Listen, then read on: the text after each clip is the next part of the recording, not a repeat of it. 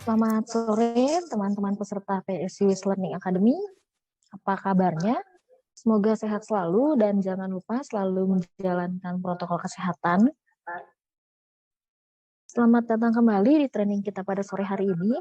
Jangan lupa untuk menyalakan kameranya, memasang virtual background, dan ikuti terus rangkaian acara pada hari ini untuk mendapatkan info-info mengenai pengembangan diri yang dapat membuat kita menjadi pribadi yang luar biasa dan unggul.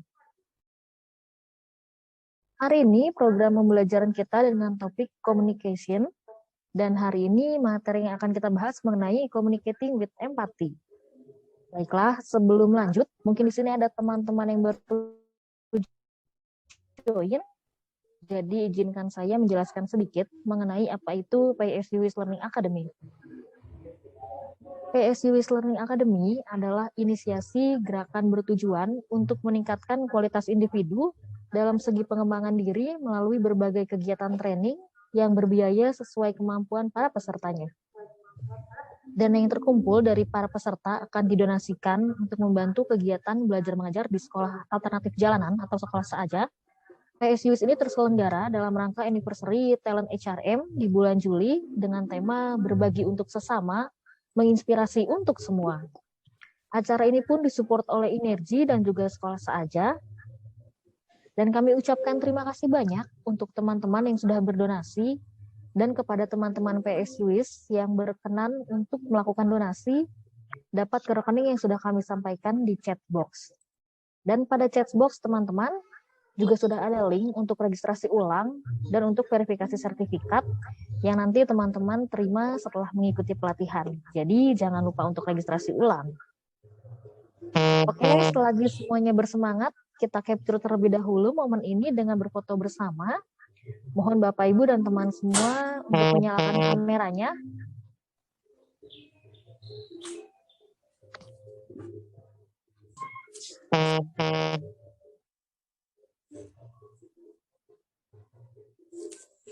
Oke, baik Bapak Ibu, boleh menyalakan kameranya sambil melambaikan tangannya, sambil tersenyum.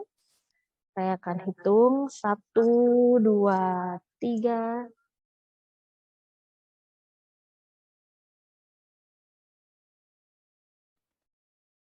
Untuk Bapak Ibu yang di halaman kedua, boleh membuka kameranya sambil tersenyum dan melambaikan tangannya. 1, 2, 3.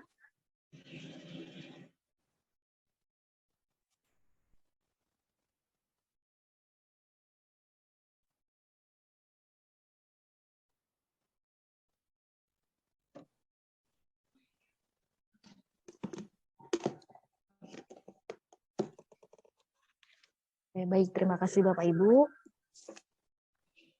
Sebelum kita masuk ke materi dari fasilitator, kami akan memperkenalkan fasilitator kita terlebih dahulu. Hari ini fasilitator kita adalah Ibu Vera Ignatia Prawono. Beliau merupakan Magister Profesi Psikologi Klinis Dewasa Unika Atmajaya. Hampir 10 tahun berkecimpung di dunia industri dan organisasi sebagai HR dan pernah menangani bagian rekrutmen, assessment, training, organization development, composition benefit, dan general affair. Beliau juga pernah menjadi dosen honorer di Universitas Swasta di Jakarta. Dan saat ini beliau merupakan psikolog associate di berbagai konsultan psikologi di Indonesia. Juga praktik mandiri dengan sebagai berikut: pemeriksaan dan intervensi psikologis untuk kasus-kasus klinis dan non-klinis, asesmen potensi dan kompetensi karyawan, tes dan konseling untuk penjurusan kuliah dan karir, tes dan konseling untuk kesiapan sekolah. Dan langsung saja kita akan sapa Ibu Vera. Halo Ibu Vera, bagaimana kabarnya Bu? Halo, selamat sore Bu Yohana. Baik, semoga rekan-rekan yang ada di sini juga sehat selalu ya. Oke, baik Bu Vera. Hari ini akan membawakan materi mengenai communicating with empathy ya Bu? Iya, betul. Baik Bu, untuk mempersingkat waktu, kita persilahkan saja kepada Bu Vera untuk menyampaikan materi hari ini. Silahkan Bu. Oke, saya share screen dulu ya.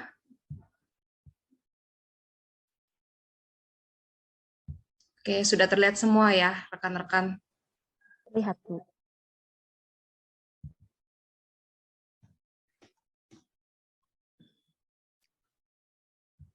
Oke, baik. Selamat sore semuanya. Semoga tetap semangat ya meskipun udah sore. Mungkin yang habis kantor, udah selesai beraktivitas, sudah tinggal nunggu pulang gitu ya. Energinya mungkin udah tinggal 50% nih ya. Udah dari jam 8 tadi mungkin udah kerja. Mudah-mudahan nanti setelah ikut webinar ini energinya kecas lagi ya, bukannya makin habis gitu. Kalau makin habis berarti ada sesuatu yang salah nih, entah sama webinarnya atau sama kitanya sendiri gitu ya. Soalnya tujuannya hari ini kita akan belajar komunikasi dengan empati. Ya mikir sedikit lah, pakai perasaan sedikit, tapi harusnya sih nggak secapek kerja gitu ya. Oke, teman-teman, terima kasih semuanya yang sudah hadir di sini, sudah sekitar 51-52 orang ya. Kita langsung masuk ke perkenalan sedikit, tadi mungkin sudah sempat disebutkan sama Bu Yohana juga mengenai saya. Saya ulang lagi sedikit dengan penjelasan yang lebih banyak gitu ya. Saya bisa dipanggil dengan Vera aja. Untuk gelar saya memang psikolog klinis dewasa, lulusan dari Unika Atmajaya Jakarta. Saya ambil S1 dan S2-nya di Atmajaya. Kalau teman-teman tahu psikologi itu ada beberapa cabang ilmunya. Jadi seperti psikologi kalau yang saya ambil kan klinis dewasa, ada klinis anak juga, itu settingnya lebih mengarah langsung ke gangguan. Jadi yang memang ditangani itu lebih ke gangguan. Kalau klinis itu langsung dilihat masalahnya apa nih, gangguannya apa nih, sakit jiwanya apalah gitu istilah awamnya gitu ya.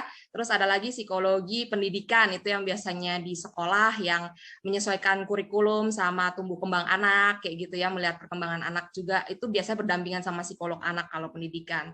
Kemudian ada psikologi industri organisasi, itu biasanya lebih banyak ranahnya di perusahaan, di instansi pokoknya yang sifatnya non profit ataupun profit gitu ya, tapi di perusahaan itu yang nanganin biasa rekrutmen, jadi HR kayak gitu. Terus ada juga psikologi sosial, itu yang menangani isu-isu sosial, kaum marginal dan sebagainya.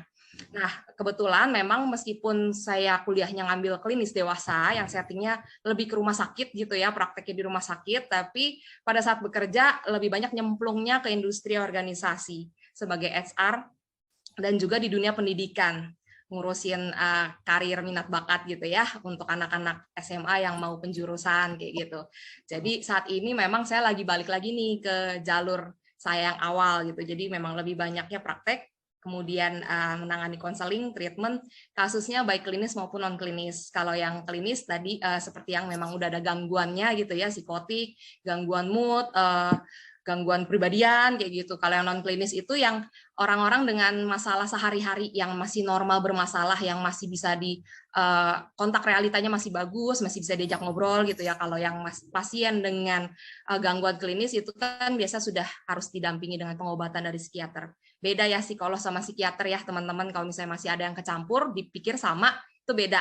Kalau psikolog itu tidak bisa memberikan resep obat, kalau psikiater itu S1-nya kedokteran, kemudian ambil spesialis kesehatan jiwa, baru dia jadi psikiater, dan itu bisa meresepkan obat untuk penanganan kecemasan atau dan lain sebagainya. Gitu ya. Kalau psikolog nggak bisa. Pendekatan kami adalah psikoedukasi, kemudian penanganan lewat konseling, terapinya pun terapi yang sifatnya verbal seperti itu. Jadi bukan yang pakai obat. Oke, sekian kalau perkenalan diri. Nanti kalau misalnya mau tanya-tanya silakan. Oke, sebelum kita masuk ke materi, pasti teman-teman pengen tahu dong, hari ini saya belajar communicating with empathy itu manfaatnya apa sih buat saya? Meluangkan waktu 1 jam ke depan, mendengarkan orang ini ngoceh gitu ya, cop-cop tuh buat apa gitu, manfaatnya buat saya apa gitu, selain dapat sertifikat tentunya. Tapi saya harap juga bukan cuma sertifikat aja nih, tapi juga teman-teman dapat sesuatu hari ini. Meskipun mungkin teman-teman dalam keseharian sudah pernah nih melakukan ini, udah tahu juga mungkin empati itu apa, tapi mudah-mudahan dengan penyampaian yang saya kasih hari ini ada sesuatu yang baru lah yang nyantol dan bisa teman-teman bagikan juga ke sekitar. Seperti itu ya. Oke, jadi balik kita ke tujuannya nih, manfaat dari belajar hari ini tuh tujuannya pengen ngapain.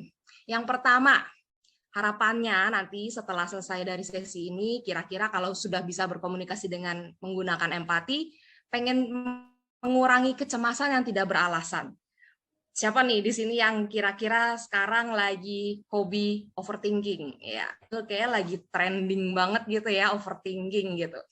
Kecemasan yang tidak beralasan, jadi mikirin sesuatu yang belum terjadi, udah panjang jauh sampai kemana gitu ya, padahal kejadiannya aja belum gitu, boro-boro kejadian, tanda-tandanya aja mungkin belum ada gitu, tapi udah dicemasin, kemana tahu ketemu orang baru pertama kenal kok kayaknya sikapnya begini, jangan-jangan nih orang nggak suka ya sama gue ya, aduh gimana ya kalau dia nggak suka sama gue nanti gimana ya, blablabla. Itu udah panjang gitu mikir kemana-mana, padahal ya mana tahu juga orang itu lagi kenapa pada saat itu gitu kan, mungkin ekspresinya kurang baik pada saat ketemu kita, dia ada masalah, kita nggak pernah tahu gitu, tapi kita langsung berasumsi, langsung pas gitu kan, wah nih orang nggak suka sama gue gitu ya. Jadi nanti kita belajar gimana komunikasi dengan empati itu bisa mengurangi kecemasan yang nggak beralasan, bisa mengurangi overthinking gitu ya. Kemudian yang kedua, membuat orang lain merasa lebih baik. Nanti kita belajar dengan berempati itu ternyata cara komunikasinya itu udah one step ahead gitu ya, satu tinggi daripada kita cuma berkomunikasi kayak kita ngobrol doang, cerita gitu, tapi ternyata dengan empati, kita menyelipkan empati di dalam komunikasi kita bisa membuat orang lain itu yang bercerita merasa lebih baik ya. Kayak apa sih empati, nanti kita pelajari ya. Terus kenapa kalau membuat orang lain merasa lebih baik? Saya kan juga punya kepentingan, kenapa saya harus membuat orang lain merasa lebih baik? Nih, yang berikutnya.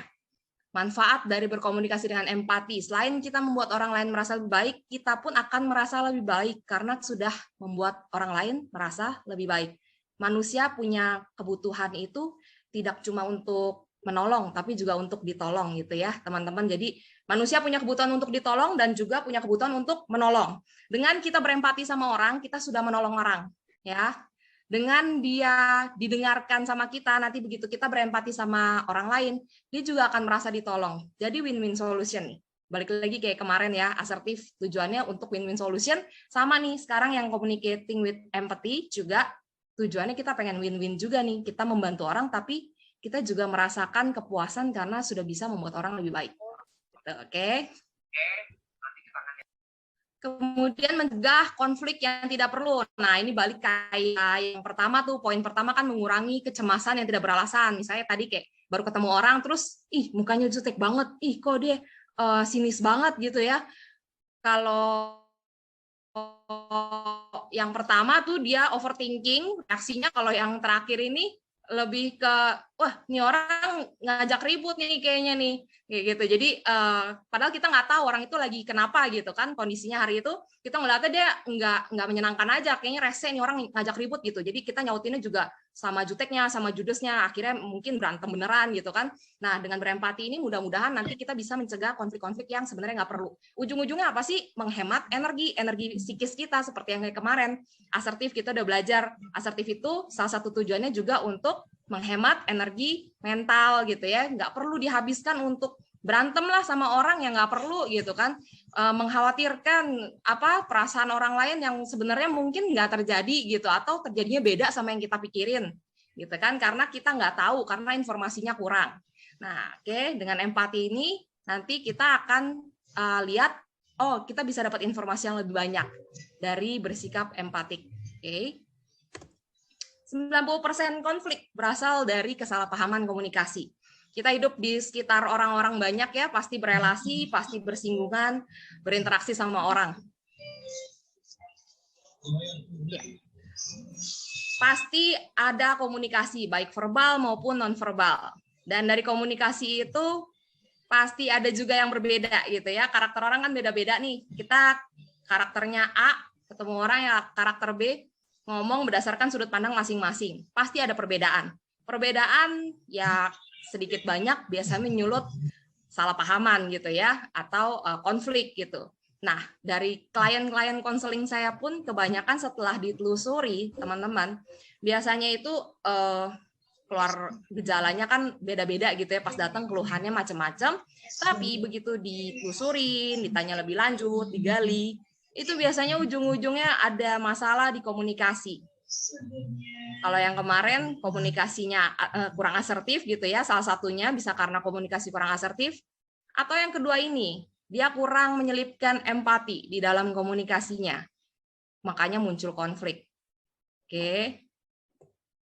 Nah ini kata Bapak Stephen Covey, tahu ya Stephen Covey yang penulis buku Seven Habits, banyak ini memberikan motivasi juga pengembangan diri. Menurut Stephen Covey, ini bahasa Inggris, saya bacain per kalimat, nanti saya terjemahkan juga ya. Many do not even listen with the intent to understand. Jadi banyak orang yang mendengarkan itu tidak untuk memahami. They listen with the intent to reply.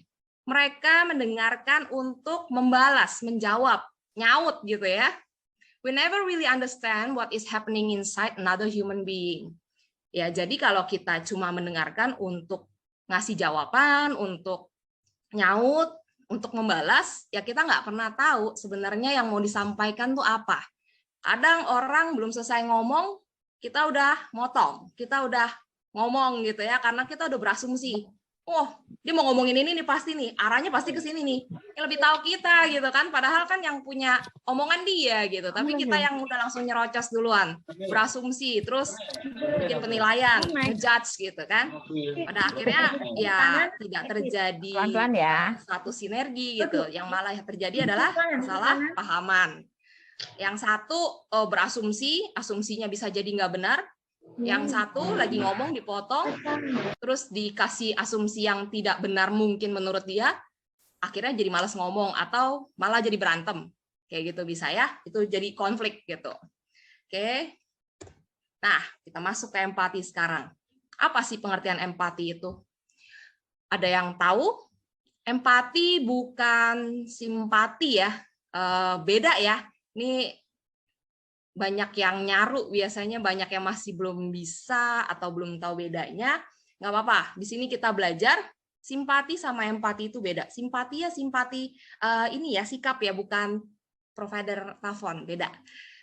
Kira-kira bedanya apa, teman-teman? Simpati sama empati. Ada yang mau open mic boleh, ada yang mau tulis di chat boleh. Kalau mau googling dulu, baca dulu sendiri boleh, tapi jangan lama-lama. Nanti kita selesainya besok pagi. Yuk, boleh. Simpati sama empati bedanya apa sih?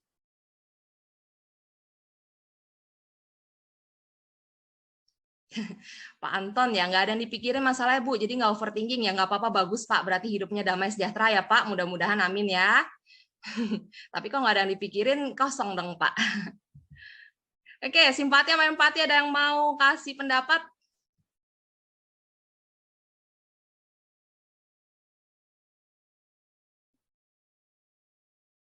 Googling, jangan males googling, apa-apa sekarang mah ada jawabannya di Google. Udah pasti beda ya, kalau ada yang bilang nggak sama Bu, ya orang dibilang beda gitu. Apa nih? Dari Bu Satrina Farah.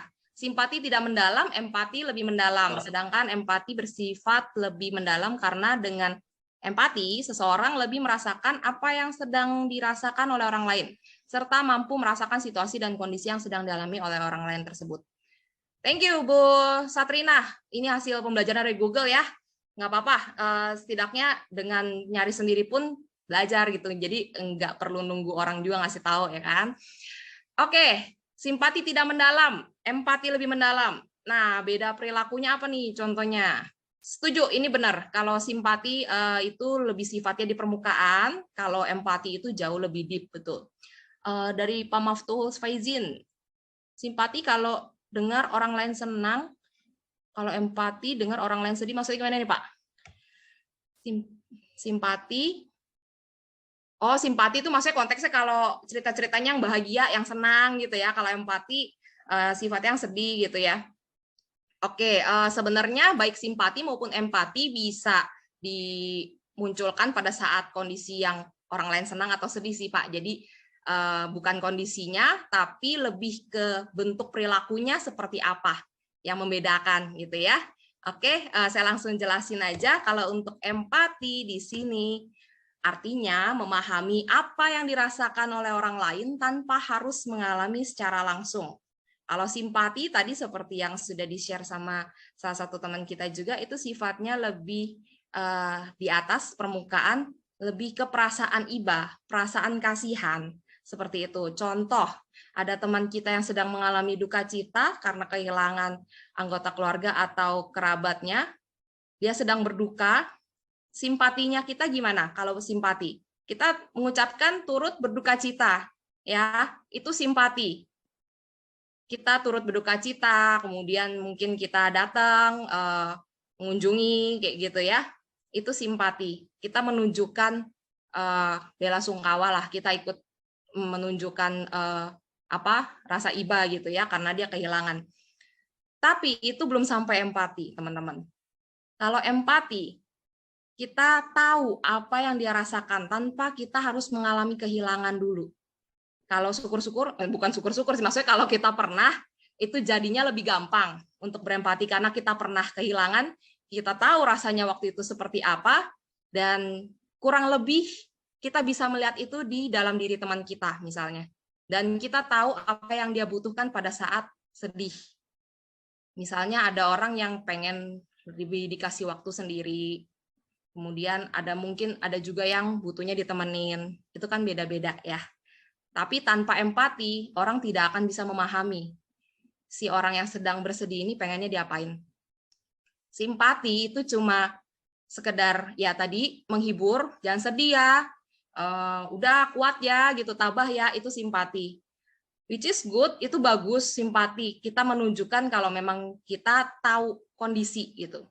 Tapi untuk memahami apa yang sedang dirasakan deep down inside-nya itu, kita butuh empati, kita butuh effort yang lebih, kita butuh usaha yang lebih. Dengan memflashback kalau kita pernah merasa kehilangan. Kalau kita tidak pernah merasa kehilangan, itu akan lebih challenging lagi buat kita. Kita harus membayangkan banget kalau kehilangan itu rasanya seperti apa. Emosinya seperti apa, isi pikirannya seperti apa aja yang muncul di dalam kepalanya, apa yang dia harapkan kira-kira pada saat itu. Kita nggak akan cuma ngomong sabar ya, tabah ya, enggak. Empati mungkin bahkan nggak ngomong apa-apa. Tapi dia tahu mungkin dia hanya harus hadir di sebelah orang itu. Kayak gitu. Ya, kok jadi cerita sedih ya kita ya? Enggak gitu maksudnya. Saya memberikan contoh kira-kira kayak gitu yang contoh paling sering kita inilah ya temui dalam kehidupan sehari-hari. Oke, jadi itu kira-kira bedanya tahu ya, kalau simpati itu kasarnya sih sekedar di mulut gitu ya, sekedar di mulut atau perbuatan tapi yang ya udah gitu, udah selesai ya udah. Tapi kok empati itu kita menggunakan segenap perasaan kita, pikiran kita gitu, memori kita, semua gitu. Makanya orang yang benar-benar berempati pada saat mendengar orang lain itu habis itu capek. Konselor, psikolog itu pada saat mendengarkan klien konseling yang dipakai adalah empati dan capek. Itu selesai konseling itu pasti berasa energinya terkuras gitu, karena nggak cuma mendengarkan doang, tapi ada proses berempatinya tuh ya. Nah, ini kata kuncinya untuk empati adalah mendengar tidak sama dengan mendengarkan. Untuk empati itu yang mendengarkan. Bedanya apa lagi sih ini mendengar sama mendengarkan gitu kan? Orang kata-katanya sama kok, cuma beda beda akhiran kan doang. Ada yang tahu nggak bedanya, teman-teman? Beda yang mendengar sama mendengarkan. Kalau mendengar biasa pakai apa mendengar? Pakai telinga ya, pakai panca indera untuk pendengaran. Mendengarkan berarti mendengarkan yang bercerita. Kalau mendengar jelas mendengar apa aja yang berbunyi ya kita dengar gitu. Tapi mendengarkan itu fokus apa yang didengarkan, yang diceritakan apa yang disampaikan. Oke, betul Bu Maria. Thank you banget ya Bu. Betul, kalau mendengar itu selama telinga kita bisa berfungsi, selama telinga kita tidak ada masalah, kita bisa mendengar, itu ya namanya mendengar gitu. Bunyi kendaraan di jalan, bunyi tukang gorengan lewat, itu kita bisa dengar gitu, selama memang telinga kita berfungsi gitu. Tapi kalau mendengarkan itu benar-benar menyimak. Orang yang lagi ngomong depan kita, benar-benar kita 100% fokus atensi kita ke dia. Nggak sambil main handphone, nggak sambil nonton TV, kayak gitu ya. Benar-benar fokus ke dia, telinga udah pasti mendengarkan, dibarengin juga tadi sama otak kita menganalisa, hati kita merasakan.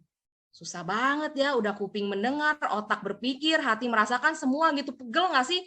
Ya pegel, makanya empati itu emang nggak gampang gitu kan. Makanya capek, setelah itu kepala panas, hati rasanya kayak, gitu kan. Lelah juga gitu. Karena emang empati itu menguras energi psikis ya, energi psikis, energi mental. Ya, jadi bedanya itu kalau mendengar Binatang juga bisa gitu kasarnya ya, hewan juga bisa, mereka bisa mendengar bunyi dengan frekuensinya masing-masing gitu. Tapi mendengarkan dengan empati itu yang nggak semua orang bisa dan nggak semua orang punya keterampilannya. Oke. Kesalahan terjadi ketika mencoba mendengarkan. Yang pertama, biasanya menyatakan rasa setuju atau tidak setuju. Teman lagi cerita nih, lagi curhat lah ya konteksnya ya. Kalau mendengarkan itu kan biasa berarti orang lagi ada keluh kesah, lagi ada cerita gitu. Setuju nggak setuju? Kita ngomong, gue sih nggak setuju ya kalau kayak begitu. Siapa yang nanya ya? Kadang kita kan yang cerita juga, siapa yang nanya pendapat lu cuy? Gitu kan, orang lagi ngomong doang, kenapa ada agree disagree gitu kan? Itu kesalahannya pertama. Mungkin kalau kitanya sepaham sama yang lagi cerita, it's okay gitu ya, nggak ada masalah. Tapi kalau kita nggak sepaham, kalau orang dia lagi mau ngeluarin unek-uneknya, terus kita bantah gitu kan, karena menurut kita nggak sesuai, ya nanti jadinya apa? Ya dianya jadi males cerita, atau kalian jadi berantem gitu kan? Karena tujuan awalnya dia cuma mau cerita, bukan minta di approve gitu. Oke.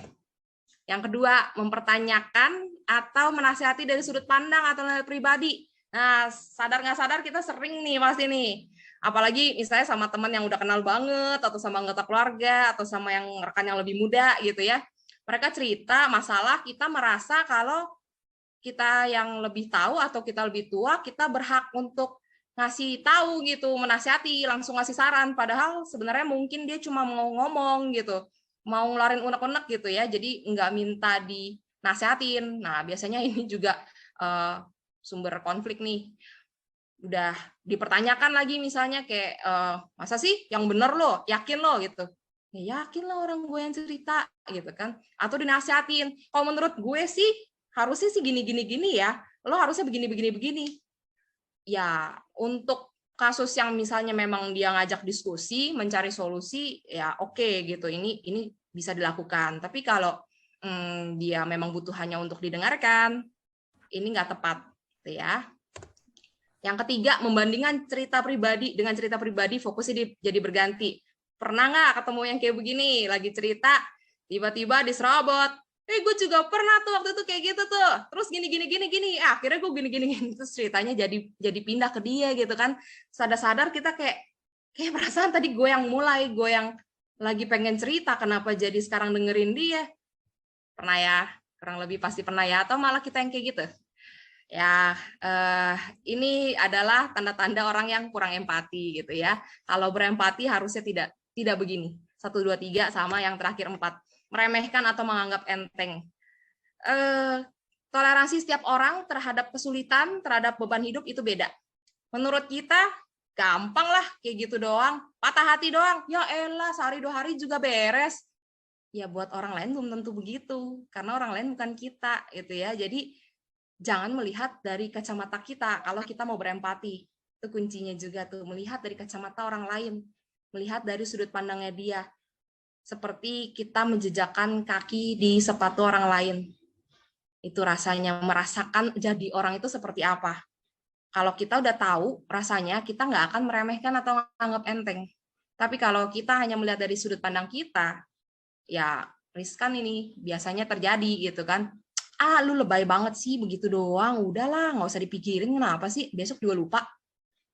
Nggak lupa, kalau lupa mah dia kagak cerita gitu kan, ya dia lupain aja sehari doang. Tapi kalau dia sampai butuh orang untuk cerita, berarti itu bukan sesuatu yang enteng lagi buat dia ya. Jadi kita nggak bisa pukul rata nih, semua masalah yang kita bisa hadapin orang lain pasti bisa hadapin juga dengan baik, dengan sama baiknya dengan kita, itu belum tentu tuh ya. Ini kunci-kuncinya untuk berempati ya teman-teman. Jadi diingat-ingat kalau selama ini ada orang yang mendatangi kita untuk bercerita, itu tandanya dia aja udah sangat percaya sama kita itu ya. Jangan dirusak kepercayaannya dengan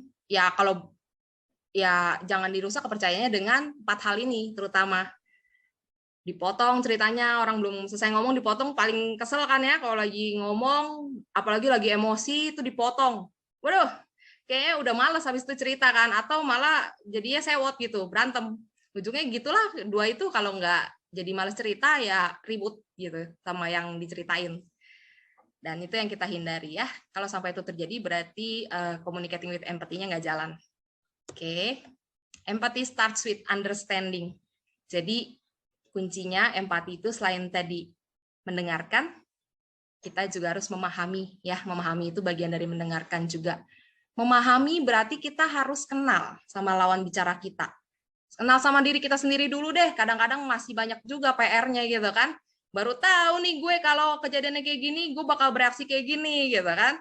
Berarti proses pengenalan diri kita masih belum optimal gitu ya, masih terus berjalan ya. Sepanjang kita hidup kita berjalan lah, sembari menghadapi berbagai situasi kita baru tahu gitu, oh ternyata batas maksimal saya di sini, saya bisa toleransi sampai sekian. Itu kan proses belajar semuanya dengan kehidupan gitu ya. Nah, kita sembari mengenal diri sendiri, kita juga harus mengenal orang lain untuk bisa memahami. Kalau kita nggak kenal orang lain ya kita cuma pakai sudut pandang kita sendiri terus gitu. Jadinya ya nggak akan terbentuk empatinya. Nah, untuk memahami orang lain, terutama orang yang berbeda deh, kalau orangnya tipikalnya kurang lebih sama kita, mungkin nggak susah ya, karena kurang lebih tahu lah, apalagi dengan nilai-nilai pribadinya yang mirip, yang sama, oh itu gampang banget kliknya gitu, untuk memahaminya lebih gampang. Kita bahkan udah bisa nebak nih, orang ini kalau kejadiannya kayak gini, dia bakal kayak gini. Nah, kalau kayak gitu, itu nggak masalah gitu ya, karena karakter yang mirip, nilai pribadi yang mirip gitu. Tapi challenge-nya adalah kalau yang kita dengarkan adalah orang yang 100% beda nih sama kita gitu. Itu challenging banget untuk kita bisa menerima perbedaan aja tuh kadang-kadang susah gitu ya. Tapi perbedaan itu, perbedaan karakter di sini ya, saya ngomong perbedaan karakter, perbedaan kecenderungan, sebenarnya bukan sesuatu untuk diributkan lah, maksudnya bukan sesuatu yang untuk perpecahan gitu. Bahkan sebenarnya dengan perbedaan itu harusnya ya, kalau saya melihatnya dari sudut pandang A, orang lain dari sudut pandang B, ada yang C, ada yang D, justru bukannya harusnya digabungin ya, biar bersinergi. Dibandingkan kayak saya tetap bertahan, yang paling benar adalah yang A, yang B, C, dan D juga sama, kayak begitu. Akhirnya apa yang terjadi? Semua nggak ada yang mau kerja sama, misah-misah, merasa dirinya paling benar. Padahal ada yang benar, ada yang salah juga kan, semua punya plus minus gitu dengan karakter masing-masing. Oke, nah kita masuk berikut ini, kita akan setelah ini teman-teman akan saya ajak mengenal diri sendiri dengan satu metode tes kepribadian inilah yang lebih mudah gitu ya, nggak yang harus ngisi-ngisi kuesioner ngejelimet gitu, atau ngegambar biasa gitu kan. Kalau di psikologi enggak, ini saya hanya akan memaparkan, terus teman-teman kira-kira menilai diri teman-teman itu lebih cenderung ke arah mana. Tujuannya apa? Itu tadi, untuk lebih mengenal, oke, saya orang seperti ini, kemudian orang-orang lain itu seperti ini, kemudian cara menghadapinya gimana gitu ya. Kalau teman-teman pernah tahu atau pernah dengar ada tes kepribadian namanya MBTI, Myers-Briggs Type Indicator. Nanti bisa di googling juga itu teman-teman, banyak di Google, lebih sifatnya self inventory gitu ya. Jadi ngisi kuesioner gitu. Ada pernyataan, terus setuju, tidak setuju, sesuai dengan diri kita atau tidak gitu ya. Itu banyak di Google, yang gratis juga banyak. Bahasa Inggris sih banyak kan, tapi kayaknya mungkin ada yang bahasa Indonesia, coba dicari aja.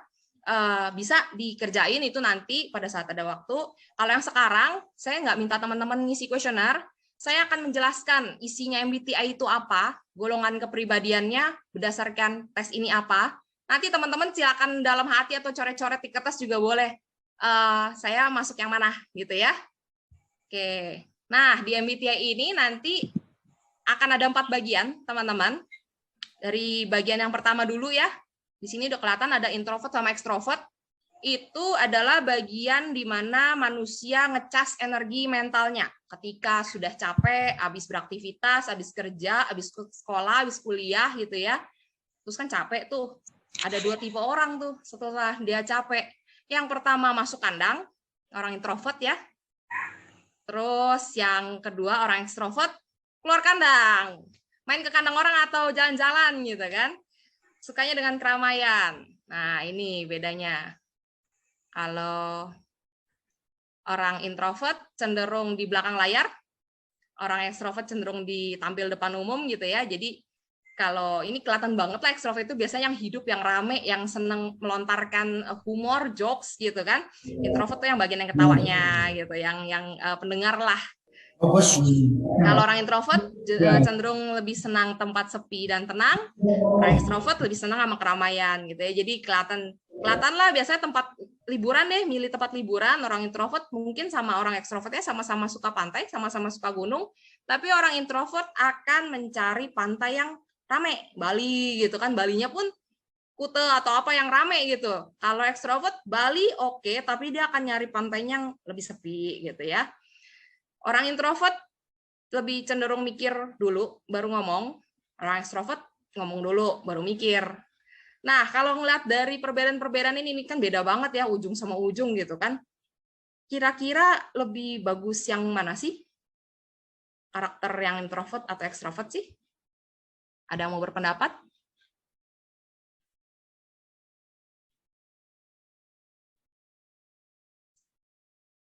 Ada yang mau berpendapat? Membela harga diri masing-masing mungkin? Saya I, ya bagusan I dong. Enggak lah, bagusan E ya. Gila tuh si I, lihat mikir dulu baru ngomong. Ngomongin nggak tahu kapan, mikir mulu. Banyakan pertimbangan gitu. Mau diajak pergi aja orang itu biasanya ribet banget nanya. Kemana, sama siapa aja yang ikut. Sampai jam berapa, kayak gitu-gitu nanya itu kan. Ke orang E kan diajak pergi, hayu aja dulu. Masalah ada siapa nanti di sana ya bisa lah. Bagus yang I. Oke, ada lagi yang berpendapat, mau berpendapat? Bagus atau isi ekstrovert atau introvert sih yang lebih oke gitu. Tim E, bagus yang I. Wow, ini kalau di Aprofin berantem nggak ya? Kira-kira jadi tawuran nggak ya? Kulah dua kan nih, ada yang I, ada yang E. Ya, kalau saya adu domba kayak gitu pasti berantem. Saya belain gitu ya, salah satu kan, UI dong lebih bagus gitu. Oh, nih ada yang ngomong nih, tidak ada bagus mana karena saling melengkapi. Haha. Oke. Bagus yang tengah-tengah antara I dan E. Oke. Ya, kalau nggak ada yang bagus, kesian dong ya kita ya. Masa I jelek, E jelek gitu. Enggak ya. Sama. Nih ada dari Bu Maria. Plus minus antara I dan E. Betul, setiap orang itu, setiap karakter lah punya kecenderungan plus dan minusnya. I punya sisi baiknya, punya sisi jeleknya, begitu juga dengan E. Ada plusnya, ada minusnya. Saling melengkapi, betul. Jadi nggak ada yang jelek, semua manusia diciptakan baik gitu ya. Ya kalau kita ngomong salah satu jelek berarti kita gitu kan. Ya nggak ada yang jelek di karakter manusia, yang ada hanya berbeda. Dan berbeda itu bukan berarti jelek. Hanya karena orang lain tidak sama dengan kita, bukan berarti mereka salah. Ya. Oke, nah sekarang apa yang harus dilakukan? Kalau misalnya saya udah tahu nih saya I, pasangan saya E gitu kan. Waduh, itu kan ribet ya, ya antara ribet atau enggak sih kalau misalnya memang saling memaklumi it's okay, tapi kalau jadi konflik itu kan berarti ribet. Terus gimana gitu? Berarti sekarang udah tahu nih titiknya masing-masing. Saya di I, kamu di E ya. Oke, berarti yang biasa jadi pencetus konfliknya di mana nih, kejadian-kejadian yang kayak apa? Misalnya tadi kayak mau pergi gitu kan, orang I nanya-nanya dulu, yang ikut siapa aja, yang ribet banget sih lu, udah ikut aja sih, jalan aja dulu, ntar di sono juga kelihatan yang ada siapa. Ih nggak mau, kata si I, saya kan kalau nggak kenal sama orang-orangnya nggak enak, nggak mau, nggak asik gitu. Karena capek, orang I itu untuk berinteraksi sama orang baru, terutama itu capek banget, energinya pasti terkuras. Orang mah have fun aja, bodo amat gitu kan, mereka mah seneng-seneng aja, yang penting ngobrol. Gitu. Jadi I pasti akan nanya-nanya kayak gitu, siapa yang ikut? Karena dia penting buat dia untuk menyiapkan energinya. Gitu. Jadi kalau kita udah tahu, oke, saya orang I, dia orang E, ya kita nggak bisa memaksakan juga untuk E jadi I atau I jadi E. Yang bisa dilakukan adalah toleransi. Sejauh mana bisa ditoleransi gitu ya, kompromi. Memang yang ideal adalah kita bisa beradaptasi. Orang I di pekerjaan mungkin dia jadi sales, tenaga marketing yang harus banyak ngomong, mau nggak mau dia belajar jadi E. Orang E mungkin di pekerjaan lebih banyak di depan komputer, IT, finance, harus teliti, mau nggak mau dia jadi I. Itu ya. Jadi bukan berubah kepribadian sih kalau kayak gitu, tapi lebih ke adjustment, penyesuaian. adaptasi gitu ya. Kita bisa beradaptasi dengan peran yang diminta, tapi kita tetap tahu nih kecenderungan kita apa. Oke, kita masuk ke bagian 2 ya. Bagian 2 itu ada sensing sama intuiting. Ini kata kuncinya adalah cara manusia untuk menangkap informasi. Ada 2 tipe, sensing S. Mana nggak keluar. Sensing S, intuiting N. Karena intuiting bukan I, karena I-nya udah kepake sama introvert ya. Jadi intuiting itu N. S sama N, bedanya apa sih? Orang yang menangkap informasi itu, orang S itu cenderung pakai panca indera, sedangkan orang N mereka cenderung pakai intuisi. Jadi kalau ngeliat bos datang pakai baju merah, orang S ngeliatnya apa? Oh ya udah, dia pakai baju merah. Terus kalau orang N, waduh, bakal dihabisin nih kita hari ini. Kayaknya dia lagi emosi tuh. Kayak dia lagi marah tuh si bos. Jadi ada, kok bisa sih kayak orang S kan akan, kok tuh tahu dari mana? Emang udah ada tanda-tanda? Itu pakai baju merah. Merah doang kan belum tentu. Dia pasti marah-marah, ngamuk-ngamuk. Ya biasanya juga gitu kan. Biasanya cuma orang N yang ngerti gitu kadang-kadang logikanya gitu ya. Kenapa dia bisa berpikir begitu? Merah kok jadi marah gitu. Ya, karena mereka, orang N, memang suka menyangkutkan pola-pola gitu ya, menggabungkan pola-pola. Merah itu gambaran emosi, segala macam gitu kan. Kita belajar ada kayak gitu ya, psikologi warna gitu. Jadi ya suka dipadukan sama kreativitas, sama imajinasi, kayak gitu kalau orang N tuh. Makanya kreatif, orang N itu memang penuh dengan ide, penuh dengan kreativitas gitu. Tapi kalau terlalu kebablasan jadinya menghayal gitu ya. Sedangkan orang S itu cenderung memang orangnya faktual, berdasarkan fakta. Kalau pakai baju merah ya udah baju merah aja, kenapa harus disangkut-sangkutin sama emosinya itu kan beda. Terus orang S itu cenderung to the point. Sedangkan orang N itu ada basa-basinya. Jadi contoh lah mau pinjem duit gitu ya, nelfon mau pinjem duit, orang S nelfon terus akan ngomong apa? Bro, gue mau minta tolong nih gitu. Begitu teleponnya diangkat langsung begitu. Bro, gue mau minta tolong nih gitu kan. Kagak ada nanya apa kabar, nggak ada nanya orang itu lagi ngapain, sibuk nggak gitu kan. Kalau orang N, nah itu orang N yang suka nanya kayak gitu. Apa kabar lu bro, lagi di mana? Sibuk nggak? Lu terakhir ketemu sini kapan gitu. Jadi muter dulu tuh kemana-mana. Muter ujung-ujungnya baru, bro, gue minta tolong nih gitu kan. Jadi udah sekitar 15 menit obrolan gitu baru masuk ke poin pentingnya gitu, poin utamanya. Terus prosedur vs perkiraan. Kalau orang S itu cenderung memang ngikut prosedur, ngikut aturan ya, step-stepnya. Kalau udah dikasih step 1 2 3 dia akan ikutnya 1 2 3. Baca buku dari awal sampai akhir ya berurutan gitu halamannya 1 sampai akhir. Kalau orang N mereka lebih suka ngira-ngira, lebih suka kayak masak deh, contohnya masak. Kan ada tuh takarannya, ada resepnya gitu. Kalau orang S mereka akan saklek banget sama resep gitu kan, ngeliatin resepnya. Per gramnya nggak boleh lewat, atau mililiter, atau pokoknya semua ukuran harus presisi, harus pas gitu. Orang N, ya kira-kira aja lah, daging berapa daging? 200 gram. Aduh, kagak ada timbangan, males ngambil timbangan. Udahlah kira-kira pakai tangan 200 gram kayaknya segini deh, dulu beli kacang 100 gram segini, beratin dikit lah gitu. Itu orang N. Ya, jadi ya kalau diketemuin di dapur masak berdua ya apa yang terjadi pasti rame gitu kan. Kayak yang satu nimbang banget, yang satu inilah kira-kira aja gitu. Jadi orang S tuh juga bakal stres tuh teman-teman kalau ketemu resep yang ngomongnya tambahkan garam secukupnya. Secukupnya itu berapa? Pasti pertanyaannya gitu. Secukupnya berapa sih? Pasti ada pertanyaan, pasti nanya gitu kan. Sedangkan ke orang N mah secukupnya ya udah suka-suka gue gitu, malah senang gitu kalau dibebasin kayak gitu. Orang S kemudian mereka pelaksana, sedangkan orang N itu perencana. Jadi memang karena mereka punya ide-ide ya, orang N ini kreatif, punya ide, jadi mereka yang mencetuskan rencana. Mereka yang bilang, kayaknya oke nih kita bikin program ini gitu kan. Terus harus ada yang melaksanakan dong, kalau enggak jatuhnya omong doang gitu. Yang melaksanakan siapa? Orang S. Nah, makanya nih sangat bagus nih kalau dalam satu tim bersinergi nih, atasannya orang N, bawahannya orang S, timnya ini jalan nih, semua rencananya pasti jalan karena ada eksekutornya gitu. Tapi ya tetap harus dimonitor ya. Kemudian orang S lebih suka modifikasi, kalau orang N itu penemuan baru, jadi inventor-inventor yang membuat hal-hal baru tuh biasanya orang N. yang dari tidak ada jadi ada. Kalau orang S itu yang sudah ada dimodif lebih canggih, tipe baru kayak gitu. Tipe baru tapi maksudnya modif yang lama gitu. Kalau yang N kan totally baru gitu ya. Kira-kira udah kebaca belum? Ditulis di kertas boleh teman-teman biar nggak lupa, nanti dibandingin kalau misalnya teman-teman ngerjain dari Google kan kuesioner tuh, dibandingin juga hasilnya boleh. Tadi I atau E berarti udah dapat 1 huruf. S atau N udah dapat huruf kedua gitu ya. IS, IN, ES atau EN gitu ya. Ditulis biar nggak lupa.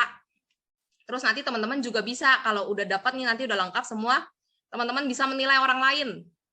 Bos di tempat kerja, bawahan, rekan kerja, anak, istri, suami, orang tua, saudara, itu semua bisa kalian nilai selama udah kenal ya, udah pernah berinteraksi maksudnya. Oke. Kemudian yang ketiga ada thinking dan feeling. Ini adalah cara manusia mengambil keputusan. Ada orang thinking, orang T, dan ada orang feeling, orang F. Apa bedanya? Ya seperti kalau thinking sama feeling seperti artinya aja sih. Kalau thinking pakai otak gitu ya, pakai logika. Tapi bukan berarti orang feeling nggak punya otak, tetap punya otak gitu ya. Cuma pada saat mengambil keputusan cenderung pakai pertimbangan rasa gitu, perasaan. Yang satu pakai penegak aturan, yang satu, nanti kalau dihukum misalnya dikasih hukuman yang telat dihukum, nanti dia musuhin gue, nanti kagak enak, dia kan teman makan siang gue, masa gue denda juga dia gitu kan. Tuh, terus kalau T prinsipnya adalah dalam setiap masalah cari yang salah. Kalau orang F, ya udahlah, kok bisa anggap nggak ada lah, jangan bikin masalah gitu, lebih kayak gitu ya. Jadi ya kalau dijadiin satu tim memang pasti ada gontok-gontokannya, orang T sama orang F gitu. Yang satunya kayak nggak bisa, aturannya kan begini. Kalau orang F ya tapi kan kasihan ya, jadi yang satu prinsipnya adalah nggak bisa aturan gitu, yang satunya kan kasihan, lihat dulu dong, tergantung kayak gitu kalau diminta keputusan ya. Sama ya, nggak ada yang bagus, nggak ada yang jelek ya. Kalau thinking terlalu thinking banget juga kaku, susah juga berempati ya. Thinking harus di-balance sama feeling kalau untuk kita berempati. Kalau terlalu thinking berarti harus belajar mengedepankan perasaan juga. Yang terlalu feeling juga biasanya kalau terlalu feeling itu jadinya moody. Ya harus belajar juga untuk mengajak rasio, harus mengajak logika juga untuk menilai sesuatu. Ya. Nah, biasanya kayak buat temen curhat deh, kalau cuma mau curhat galau-galauan, biasanya cari orang T atau cari orang F sih, temen yang T atau temen yang F.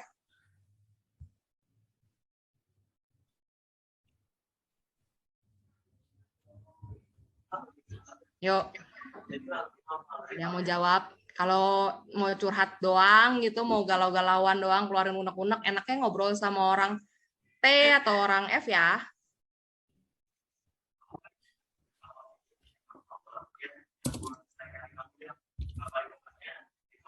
Chat aja TF gitu. Nggak usah pakai alasan, nggak apa-apa.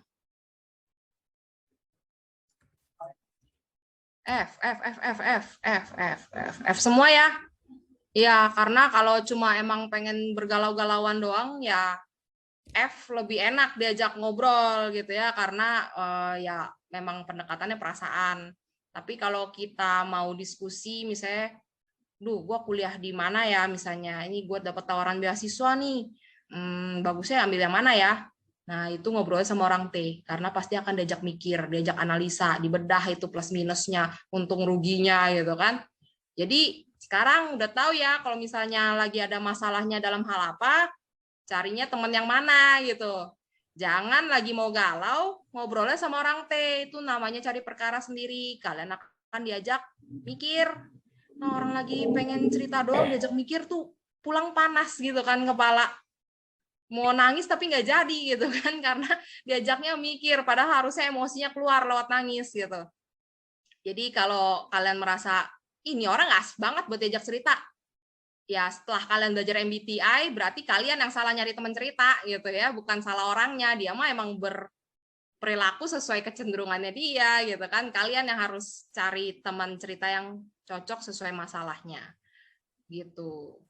Nah kalian sendiri juga, kita teman-teman kalau udah tahu saya orang T, Masa cuma mau dicari orang buat diskusi doang sih? Saya juga pengen kok gitu belajar berempati. Ya belajarlah, F-nya digedein dikit gitu. Pada saat temen ada yang datang untuk cerita, galau, unek-unek, tadi inget yang prinsip yang 4 di depan itu.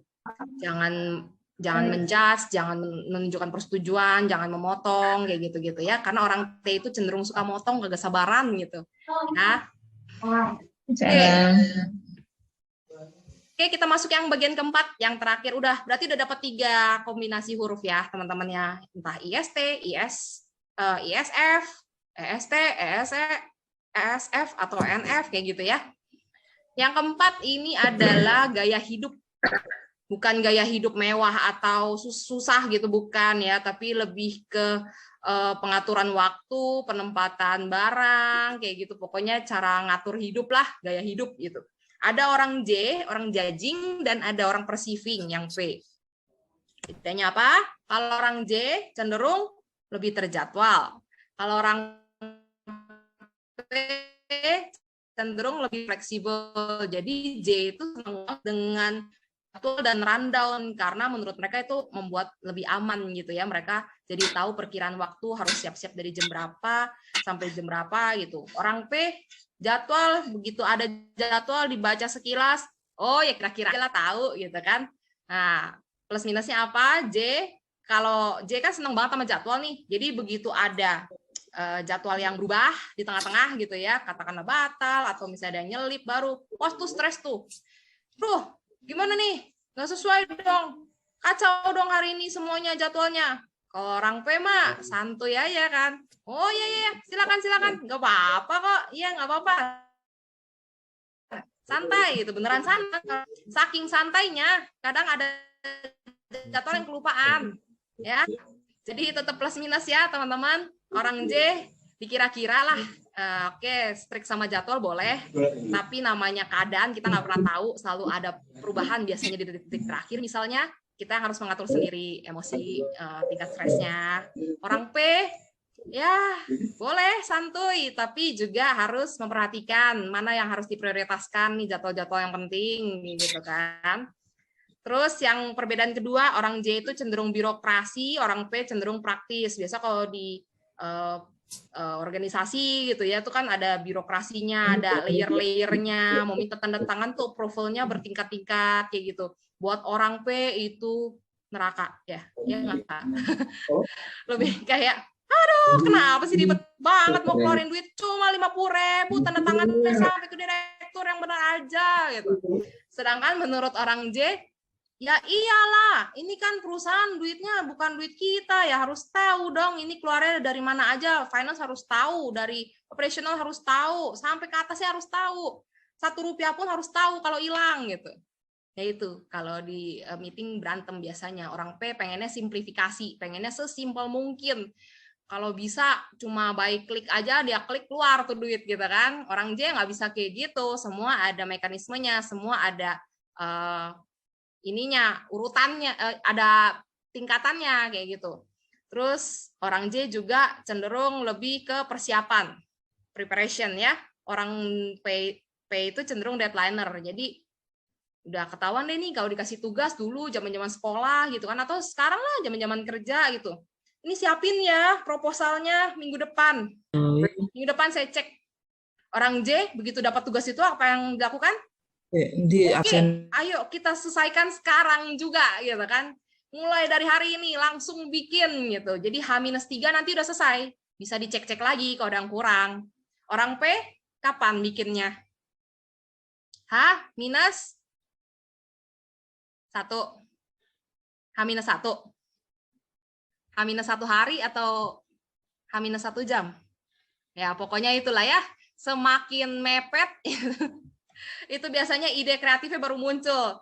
Kesannya jelek ya, kesannya kayak ini orang nggak teratur banget gitu kan hidupnya. Tapi kalau kita ngomongin kualitas dari proposalnya, isi proposalnya, itu yang nggak bisa diukur di sini ya. Karena itu kan masuk ke skill dan segala macam lainnya, itu bukan pengaruh dari kecenderungan. Ini cuma gaya ngerjain laporannya doang. Yang satu dari Jojo Hari, yang satu mepet-mepet. Kenapa begitu? Karena kalau orang J, dia ngerjainnya mepet-mepet, blank dia, panik. Karena memang karakternya nggak gitu. Dia harus dari jauh-jauh hari, dia tahu ada spare waktu yang sangat panjang, jadi dia bisa tenang ngerjainnya.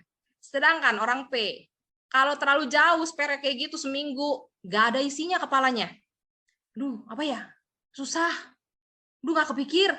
Tapi begitu 1 jam lagi kumpul, wah, gue tahu mau nulis apa langsung gitu kan. Ya hasilnya bisa jadi sama-sama bagus atau malah bagusan yang P. Ya begitulah hidup ya. Mungkin dulu pas sekolah pernah ngerjain tugas gitu kan, kita udah ngerjain makalah dari kapan tahu. Terus yang satu ngerjainnya di sekolah gitu kan, baru ngerjain paginya gitu. Nilainya bagusan dia. Coba sakit hati nggak tuh? Ya, cuma itulah bedanya orang J dan orang P. Tapi ini nggak ngomongin tentang hasil ya. Kalau itu udah hubungannya sama kecerdasan dan lain-lain, nggak diukur di sini ya. Seperti itu, teman-teman. Berarti sekarang teman-teman udah punya 4 huruf ya, masing-masing ya. ISTP, ISFJ misalnya, atau ESTP, STJ, kayak gitu ya. Karena keterbatasan waktu, saya nggak bisa bahas per kombinasi, jadi ada kombinasi kan jadi banyak gitu ya, ada 36 ya kalau nggak salah. ISTJ itu nanti ada gambarannya lagi sendiri, ISTP apa gitu. Nanti teman-teman bisa googling, kalau kayak gitu tuh banyak sekali. Mulai disangkutin sama asmara lah, sama karir. MBTI itu bisa ke arah karir juga. Jadi teman-teman bisa ngeliat nanti setelah dapat kombinasi hurufnya nih, ISTJ, itu karir yang cocok apa sih? Biasanya accounting, IT kayak gitu yang lebih ke saklek gitu ya. Nah, itu nanti bisa di-googling lah, banyak banget aspek kehidupan kita yang bisa dijelaskan lewat MBTI. Tapi sekarang karena keterbatasan waktu, jadi cuma sampai di sini saya bisa membaginya. Mudah-mudahan setelah ini kan teman-teman jadi tahu nih, oh kecenderungan saya ini, pasangan saya ini, pantesan kita berantem mulu nih soal jemur-jemuran anduk gitu kan, atau soal belanja ke pasar. Orang S kan harus bawa daftar, ya belanja ke pasar harus bawa daftar. Jadi kagak bisa tuh kalau disuruh pergi cuma diomongin, dia blank gitu kadang-kadang ya. Jadi emang harus ditulis checklist gitu, pakai checklist. Kalau suaminya orang S, ibu-ibu ya, dibikinin checklistnya Bu. Jangan cuma dibilangin mentega 100 gram, wah sampai yang dibawa minyak goreng biasanya. Gitu ya. Jadi seperti ini kurang lebih. Balik lagi kita ke empati, hubungannya apa sih? Kenapa kita harus belajar kepribadian ini? Ya tadi, setelah kita mengenal diri sendiri, kita tahu juga orang lain, kita akan lebih cepat untuk memahami orang itu. Oh, orang ini F nih, dia orangnya moody banget, orangnya feeling banget. Oke, menghadapi dia akan seperti ini caranya. Kalau misalnya memang kasusnya memang cuma cerita aja konteksnya, ya udah berarti saya harus temenin dia lebih jadi F juga. Kalau misalnya memang kasusnya adalah misalnya dia salah harus ditegur, ya saya tetap harus jadi T. Tapi pendekatannya seperti apa nih gitu. Jadi kita bisa ngukur-ngukur sendiri.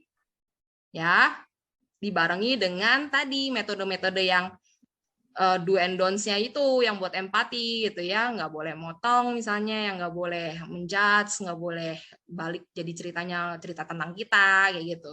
Itu prinsip-prinsip dasar empati, mendengarkan gitu ya. Oke. Ini quotes penutup, just because you don't agree doesn't mean that you are right. Ini yang tadi saya sempat mention juga. Hanya karena kita tidak setuju, hanya karena kita punya pendapat yang berbeda, bukan berarti kita yang paling benar. Ya. Oke, sekian dari saya untuk materi Communicating with Empathy hari ini. Mudah-mudahan ada yang bermanfaat. Mudah-mudahan harus ya. Ada yang bermanfaat untuk teman-teman di kehidupan sehari-hari. Alangkah baiknya juga kalau misalnya nanti bisa dibagikan juga ke sekitar. Oke, thank you. Saya kembalikan lagi ke PT Talenta dengan Bu Yohana. Baik, terima kasih Bu Vera untuk paparan materinya.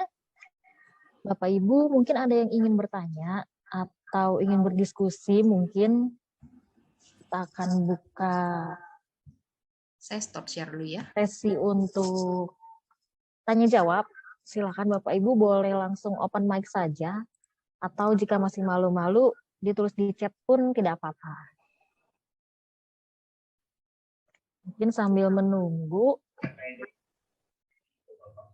Karena di dalam juknis penyidikan itu penyidik Kalau hasil saya sendiri, Bu Vera, mengikuti webinar ini, ENFP, kira-kira Oh, karir yang cocok itu untuk orang-orang ENFP itu apa, Bu? Mungkin ada Bapak Ibu atau teman-teman di sini juga yang sama ya? ENFP. Ini kalau saya buka MBTI karir nih slide-nya nih. Jadi satu sesi lagi, lanjut kita extend sampai jam 7. Kita lihat dari ininya aja ya, per karakternya aja ya. Orang E, senangnya ketemu orang gitu kan, simpelnya. Orang N penuh dengan ide kreatif, suka bikin pantun ya biasanya ya, Bu ya. Terus F itu lebih pakai perasaan, peka gitu.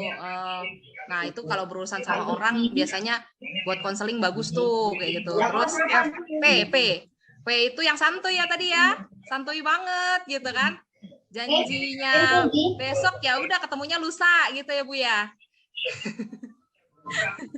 Oke, NFP itu biasanya berarti karirnya harus yang ketemu orang, contohnya NFP apa ya? Misalnya di media gitu ya. Misalnya di media jadi jurnalis kayak gitu yang wawancarain orang tuh bisa tuh. Jadi guru cocok juga karena kan ngajar, ketemu anak-anak gitu kan. Jadi energi untuk ngobrolnya keluar, terus ide-ide kreatifnya buat ngajar. Terus F-nya bisa memahami siswanya, mana yang mungkin harus didampingi lebih atau apa gitu ya. P-nya aja yang PR sih. Guru kan kagak bisa ganti-ganti jadwal seenaknya, jadi ya P-nya harus digeser jadi J ya kalau mau kerja jadi guru misalnya kayak gitu. Atau banyak sih kalau Bu Yana sendiri, kalau saya sih balik tanya biasanya kayak gini, passionnya di mana? Berarti jadi host Zoom udah cocok ya, Bu? Ya bisa, bisa. Tapi pasti lebih seneng kalau trainingnya offline ya. Betul, Bu. Kalau orang E lebih seneng training offline. Kalau orang I seneng. Nah ini dia nih yang pas pandemi ya. Kan kemarin tuh yang pas awal-awal 2020 awal tuh ya. Itu kan bener-bener di rumah terus tuh yang kerja bener-bener 100% WFA tuh awal-awal ya.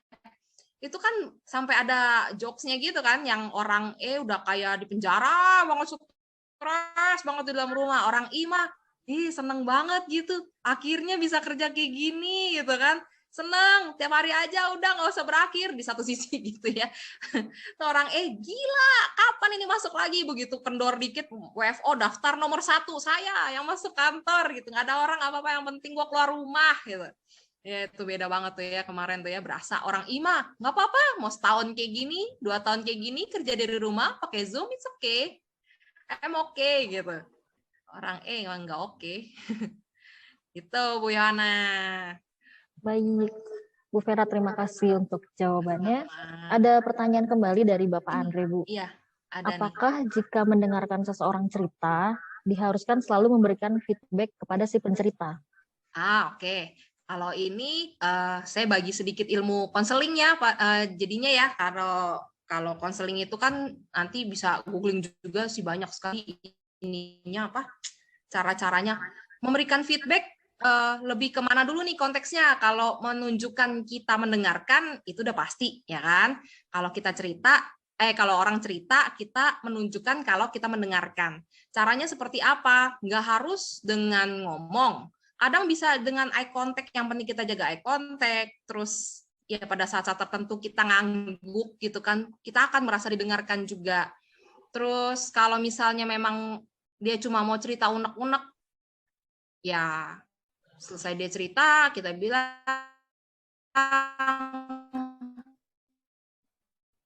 wow, kamu ini ya lagi bebat banget ya sekarang ya, itu paraphrasing kayak gitu ya. Jadi teknik-teknik konseling sih. Tapi kalau ditanya feedback ya konteksnya sih itu feedbacknya lebih ke tujuannya supaya nah kecuali feedbacknya konteksnya di coaching ya. Kalau di perusahaan gitu kan kita coaching memang ada satu masalah dalam sikap kerja gitu. Nah itu feedback kan kita kasih tahu kan kamu salahnya di sini kayak asertif kemarin gitu ya, nyambung coaching. Salahnya di sini, harusnya begini gitu. Kamu dikasih target berapa lama harus benerin ini gitu kan. Nah, itu feedback juga kan sebenarnya gitu. Jadi gitu Bapak Andre Teda. Sama-sama, terima kasih. Ada lagi? Baik, Bapak Ibu ada lagi kira-kira yang ingin ditanyakan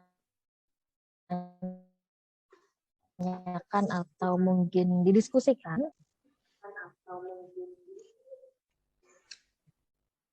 Ini sebenarnya materinya akan nyambung sih 3 hari ini, makanya kemarin tuh saya minta jadwalnya juga ke Bu Yohana beriringan Bapak Ibu teman-teman. Jadi dari kemarin tuh kita belajar komunikasi asertif, hari ini kita belajar komunikasi dengan empati, besok kita akan belajar bagaimana menghadapi orang-orang yang sulit. Itu sebenarnya ini satu nyambung gitu. Makanya dari tadi juga saya masukin yang asertif dikit gitu, karena nyambung, masih dalam bentuk komunikasi, bagaimana cara kita berinteraksi sama orang gitu.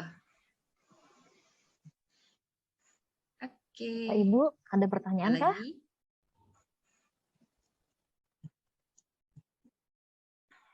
Tampaknya sudah sangat jelas, Bu Vera. Mengingat waktu juga, kita close sesi pertanyaannya. Mungkin besok bisa ditanyakan lagi karena besok masih Bu Vera yang mengisi webinarnya ya Bu. Ya, kalau misalnya ada yang kelupaan gitu ya, baru kepikiran ntar pas mau tidur, lagi di sela-sela overthinking gitu kepikiran, boleh besok ya, ketemu lagi kita.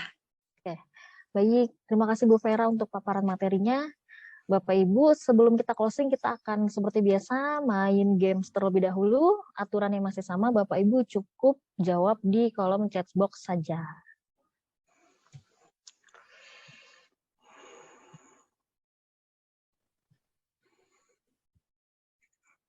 Oke Bapak Ibu, hadiahnya masih sama, voucher diskon training senilai Rp1.000.000. Kita akan masuk ke pertanyaan pertama. Tebak kata, ini sinonim dari kata akurat. Silakan Bapak Ibu jawab di kolom chat.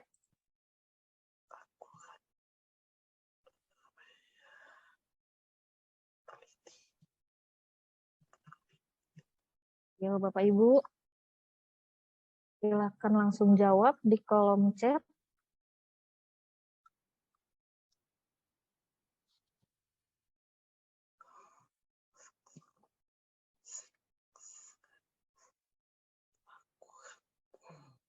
Oke, ada Bapak Anis, boleh di open mic Pak jawabannya?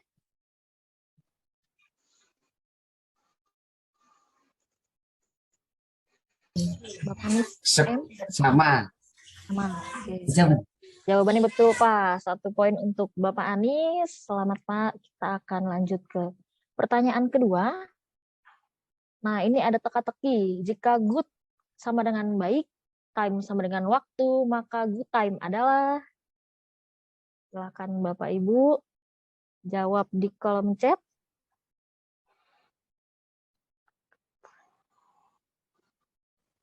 Oke, Pak Nanang boleh di open mic Pak Nanang? Ya. Apa Pak jawabannya Pak? Makanan. Oke, kita lihat jawabannya betul sekali. Suka beli ya Pak? Halo Pak. Oke, Pak Nanangnya sudah hilang. 1 poin untuk Pak Nanang. Selamat Pak. Kita masuk ke pertanyaan ketiga. Nah, ini ada lirik lagu nasional, judulnya Butet. Bapak Ibu silahkan diurutkan lirik lagunya. Oke. Ini ada Pak Rosadi. Pak Rosadi. Jawabannya apa Pak? BAC. BAC. Tahu lagunya Pak? Coba bisa dinyanyikan kira-kira Pak? Gak bisa. Oh nggak bisa. Oke baik. Nggak apa-apa Pak. Kalau jawabannya benar tetap menang walaupun tidak menyanyi. Oke. Lihat jawabannya. Jawabannya ternyata CB. Kurang tepat. Ini CBA belum ada yang benar ternyata. Jadi pertanyaannya hangus, belum ada yang kalau benar. Kalau gitu berarti jawabannya. host yang nyanyiin atau gimana Bu? Kalau nggak ada yang benar. Waduh, nanti pada lift Bu. Polusi suara. Baik Bapak Ibu, kita akan lanjut ke pertanyaan selanjutnya. Pertanyaan keempat, tebak kuliner. Ini clue-nya gambar di layar. Bapak Ibu bisa langsung jawab, kira-kira makanan apakah ini?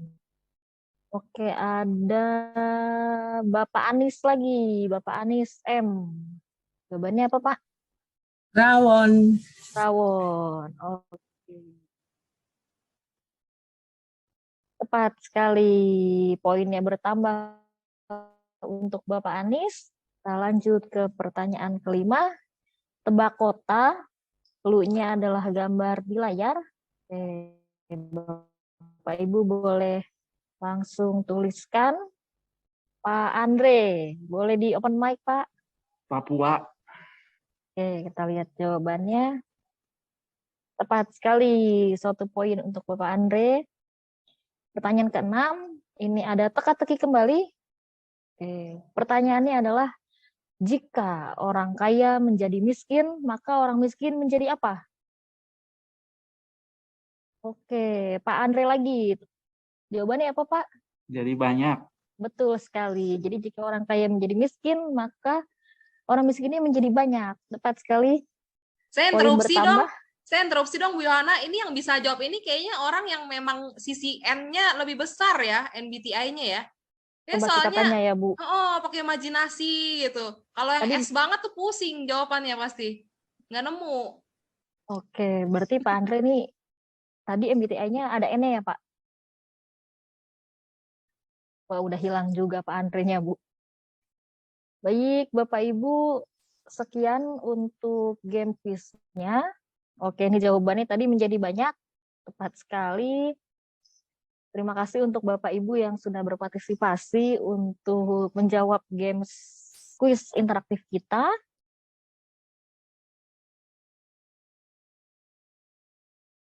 Terima kasih juga kepada Bu Vera atas materi hari ini.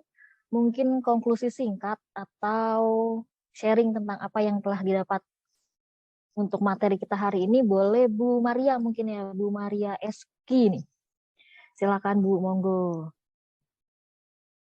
Baik, selamat sore. Ya, terima kasih Bu Vera dan juga Bu Yohana. Ya, untuk sharing kali ini sih sebenarnya sangat singkat sekali ya. Kalau untuk memahami terkait karakter seseorang itu panjang kali lebar ya. Tapi menurut saya sih, bagi saya beberapa poin sudah dapat saya kutip atau dapat gambaran lah terkait karakter, menilai karakter seseorang. Seperti yang tadi memang dia singkat ya, ISF atau seterusnya itu di situ kan ada penjelasan.